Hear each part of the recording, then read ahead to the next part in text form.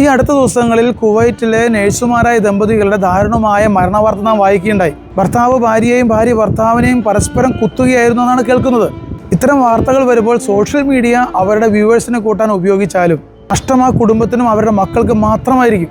എന്നാൽ ഇതിൻ്റെയൊക്കെ കാരണം അന്വേഷിച്ച് ചെല്ലുമ്പോൾ ചെറിയൊരു അമർഷമോ അല്ലെങ്കിൽ കോപമോ അല്ലെങ്കിൽ വിദ്വേഷമോ മൂലം വാക്കുതർക്കമുണ്ടാകുകയും അത് വൈരാഗ്യത്തിലേക്കും കൊലപാതകത്തിലേക്കും പോവുകയാണ് ചെയ്യുന്നത്.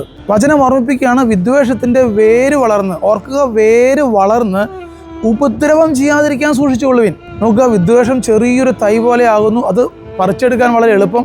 പക്ഷെ അത് വളർന്ന് വലിയ വൃക്ഷം പോലെ വലിയ വേര് വളർന്ന് ആഴത്തിലാകുന്നു. എന്നാൽ അതിൻ്റെ ആരംഭത്തിൽ തന്നെ പരസ്പരം എളിമപ്പെട്ട് രമ്യതപ്പെട്ടാലോ? നോക്കുക, അവർ പ്രണയിച്ച് വിവാഹം ചെയ്തവരായിരുന്നു. മാത്രമല്ല, ഭാര്യ ഭർത്താവിനെ പഠിപ്പിക്കുകയും വിദേശത്തേക്ക് കൊണ്ടുപോവുകയും ചെയ്തു.